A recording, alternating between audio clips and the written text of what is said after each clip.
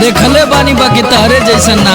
अरे के तक नजर से नी देखो तारो हमरा वारी तो काहे देखो तारो लाज नहीं लगे तो के बड़ो बेशरम हो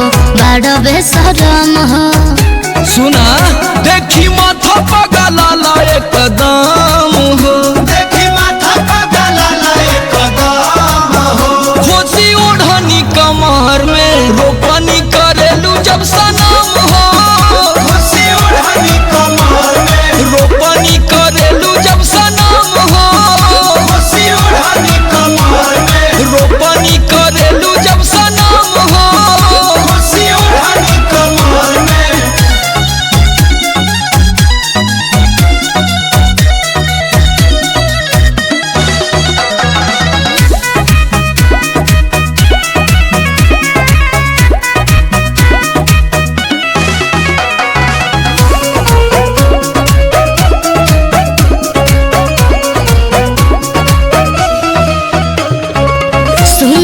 बाबू तू संभार लो नजरवा फेंक देव पाकी कहे लगेला ना डरवा ना भगवा।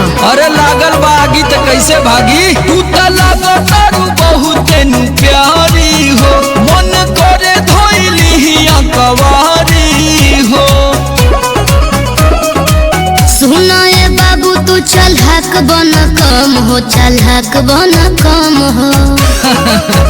देखी माथा पगला ला एकदम हो, देखी माथा पगला ला एकदम हो, खोसी ओढ़नी कमर में रोपनी करेलू जब सनम हो, खुशी ओढ़नी कमर में रोपनी करेलू जब सनम हो, खुशी ओढ़नी कमर में रोपनी करेलू जब सनम हो।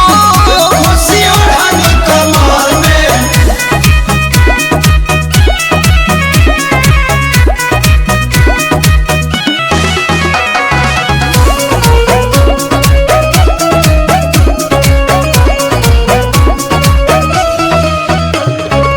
समर प्रकाश बारू दौरे सर बिंद हो हमरे जवनिया के बंद कर सीन हो तनी होश में रहो। अरे बेहोश कह के होश में लिया उतारू, गोरी गोरे गोरे भी जल शरीरिया हमरा दिल पे चलावतावे तीरिया। बाबू तू लफुआ के करेला करम हो सुना